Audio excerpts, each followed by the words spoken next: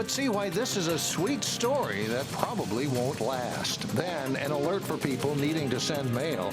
Why it's not a good idea to leave outgoing letters in your mailbox. But first, the latest on an officer-involved shooting inside a Plymouth fast food restaurant. 12 News starts right now.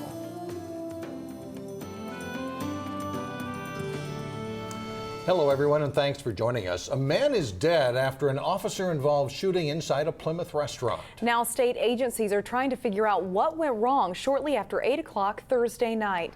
A Plymouth police officer responded to a 911 call about a disturbance inside the Arby's off Revere Lane. Investigators say when the officer approached the individual in question, a scuffle started. At some point, the officer shot and killed the man. Investigators have not said whether the man was armed. No one else inside the restaurant was injured. The officer has been placed on paid administrative leave, and as we went to air, the man killed had not yet been identified. The Minnesota Bureau of Criminal Apprehension is leading the investigation. It was a tense situation earlier Thursday, also in Plymouth, when a small passenger van caught fire next to a gasoline pump. A viewer sent us this video showing black smoke billowing over the Super America station along Highway 55 and Peony Lane. The van was completely engulfed in flames when firefighters arrived. Workers had already hit the emergency switch to turn off the gasoline. The station and several nearby businesses were evacuated out of precaution, but nobody was injured. Brooklyn Park police have issued a crime alert after several recent thefts from mailboxes. They all happened within the past 2 weeks on the east side of the city along Highway 252 in the River Park, Monroe, Norwood, and Palmer Lake neighborhoods.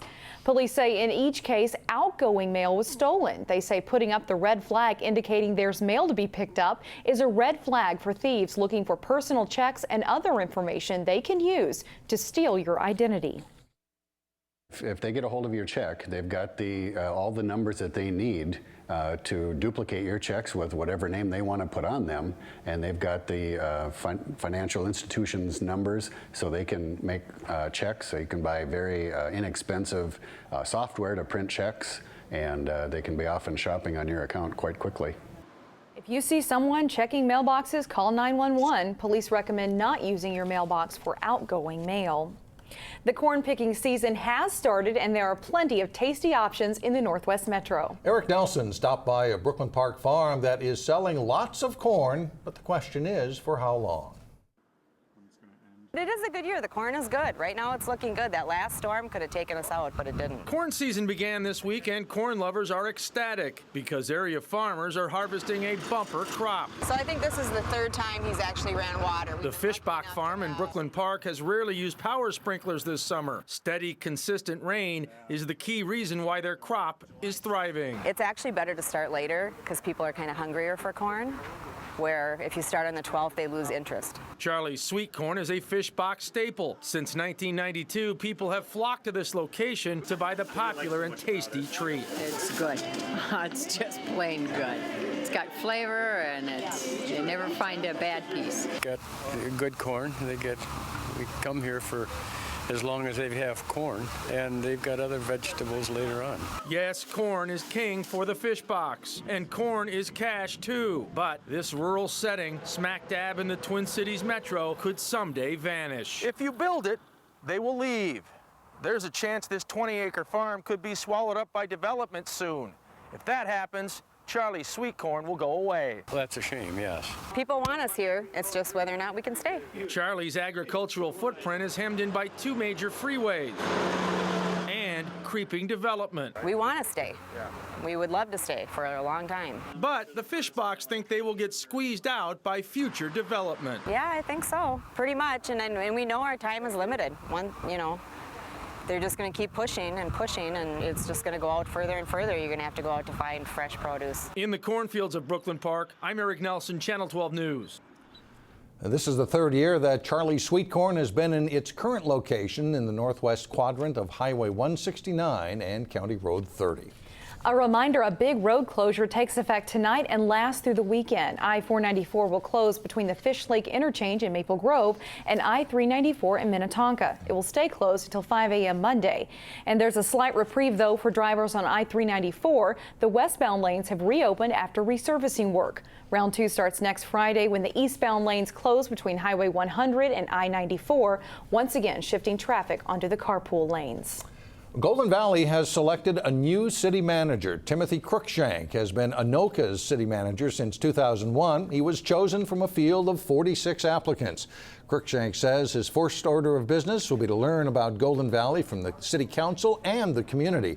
A start date has yet to be determined. Current city manager Tom Burt is retiring this fall.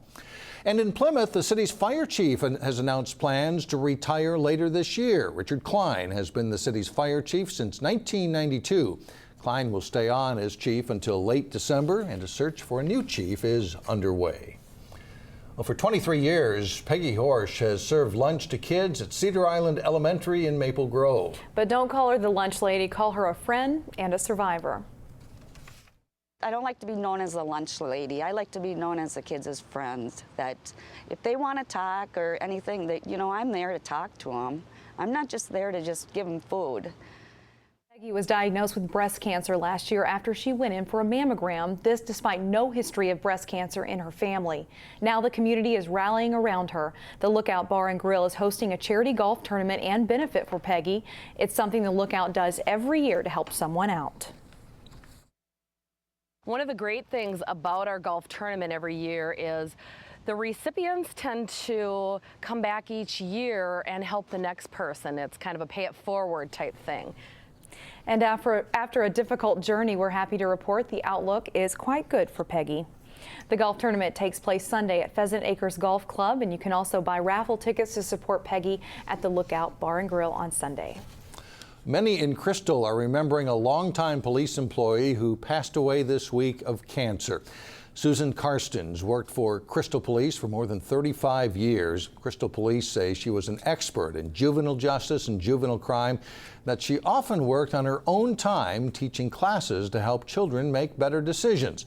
She received a statewide award for her work in 2013. Susan's funeral is scheduled for next Wednesday at Plymouth Congregational Church in Minneapolis. We'll be right back.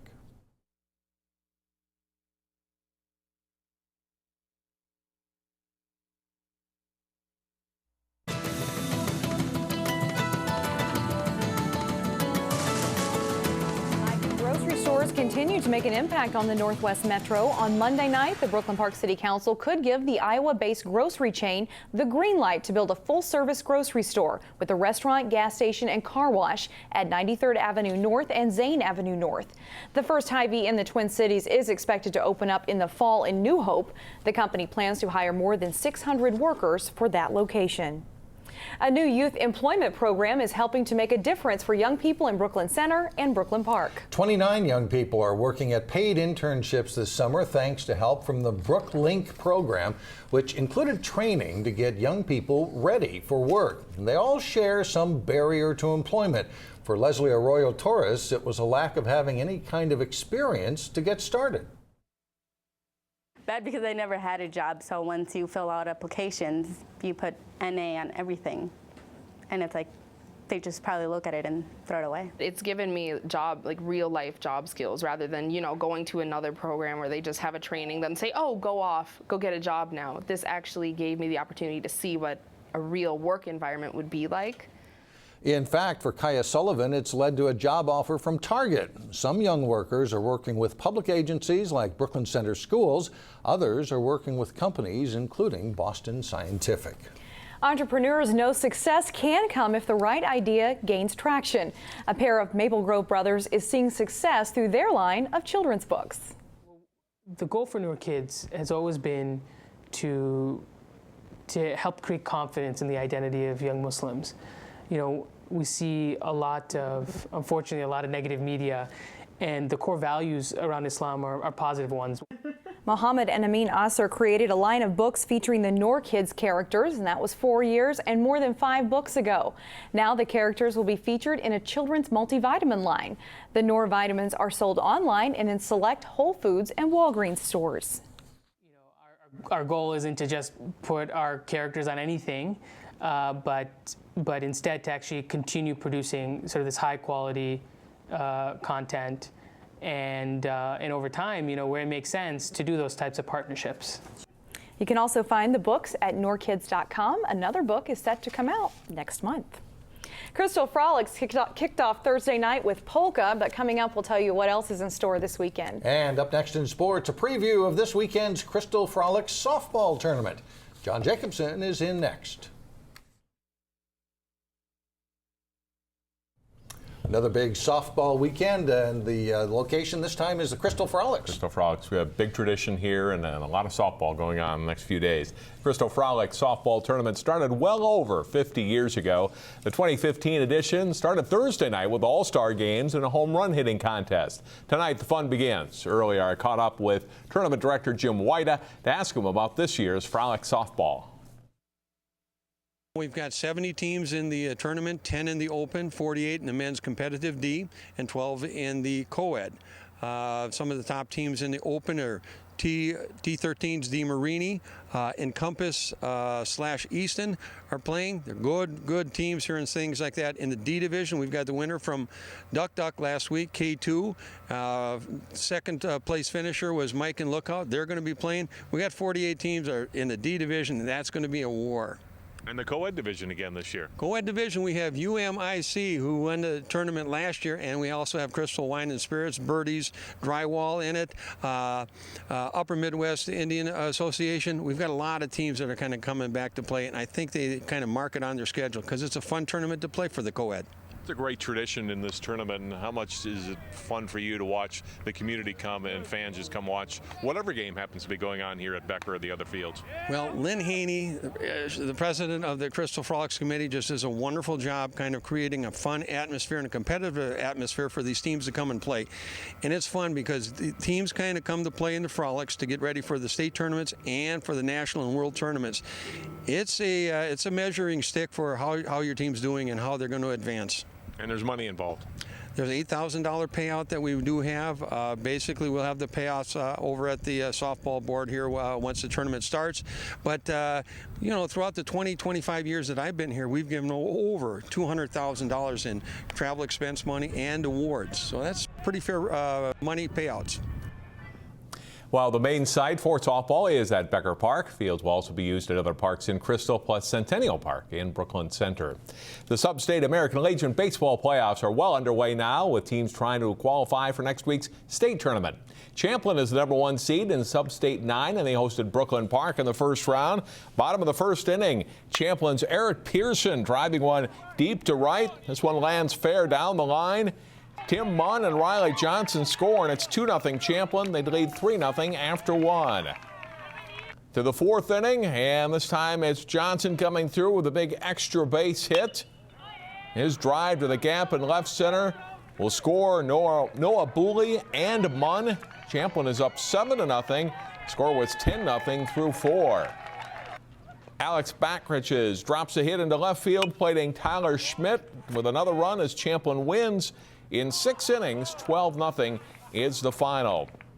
Earlier Thursday, Chester Bird facing Westphal Armstrong in Sub-State 9 action. Top of the first, Derek Dress drives in Chris Landis for a 1-0 Birds lead. Armstrong answers in the home half of the inning. Tied at 1, Armstrong takes the lead. Troy Ouellette steals third and comes home on a throwing error. Armstrong adds another run in the second inning. John Nelson will score on a fielder's choice, and this one makes it 3-1 Armstrong. Chester Bird gets one back in the top of the third. Tyler Weibel drives it to right field for an RBI. This one scores Landis with a run. Bottom of the seventh, Armstrong gets a clutch hit, and this one will bring home 2 runs to make it 5-2 Armstrong. Josh Thorpe will cap things with a home run. That's a dagger in the 8th inning. Armstrong wins it 7-2. They are playing Champlin today at 5:30 as that tournament continues in Champlin. In Sub-State 11, Maple Grove is the #1 seed. They took on Anoka in the winner's bracket semifinals this morning. Bottom of the first inning, Jaden Roll rips a solid base hit to center. Brett Schultz comes in to score to put Maple Grove up 1-0 early. Still in the first, Mason McMahon with a single to left. Bubba Horton scores. Maple Grove leads 2-0 after 1. Anoka threatens in the third inning, loading the bases, but Horton gets a strikeout to end the inning, and it stays 2-0. Anoka later ties it with 2 in the 7th, and in the bottom of the 7th, Roll puts down a perfect suicide squeeze bunt, scoring Matt Vogel, and Maple Grove is back on top 3-2. Schultz pitches the final 3 innings to get the win in relief of Horton, including a strikeout to end the game. Maple Grove advances with a 3-2 win. This afternoon in Delano, Osseo beats St. Michael's 6-1 with Justin Clark getting the win. Osseo now faces Maple Grove Saturday afternoon at 1 in the winner's bracket final. Wayzata edged Hopkins 8-7 Thursday and plays Excelsior Friday night at 7. These are all double elimination tournaments, and play continues through the weekend. And that's a look at sports. All right. Thanks, John. We'll be right back. Well, no matter what your musical taste, there's something for everyone at the Crystal Frolics this weekend. Neil Persley gives us a look in today's Weekend Showcase. It's the last full weekend in July, and if you live in Crystal, that can only mean one thing. Time to frolic. All right. Y'all ready for this? Lynn Haney is the go-to person for everything frolicking in Crystal. I'm interested in entertainment, so I asked her who's playing on Friday and Saturday night. Friday night we have Snaggletooth. They're new to the Crystal Frolics. They play a variety for all ages. So I asked Craig Walters of Snaggletooth, what can frolickers expect? We play a really good variety of older rock, newer rock, stuff you can dance to. We just try to have a lot of fun. On Saturday night we have Georgia Clay.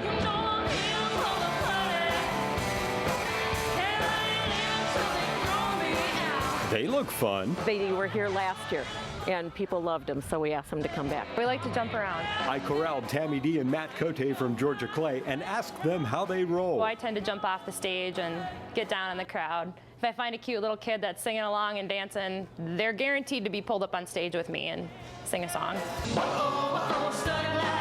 New this year is the Frolics Family Festival on Sunday. We have the Teddy Bear Band, and that's because we have the Family Fest on Sunday afternoon, and of course the Teddy Bear Band, they have their teddy bear, and their music is geared towards children. So bring your tykes and teddy bears and jam out on the lawn to the soft and furry sounds of the Teddy Bear Band. And don't forget to pick up and register your Crystal Frolics button for only $2 at various Crystal businesses. They're good for prize drawings throughout the festival.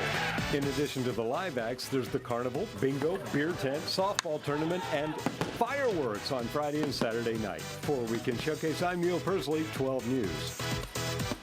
Lots going on. The Frolics run through Sunday, and for a list of events, you can go to crystalfrolics.org. We'll see you next time.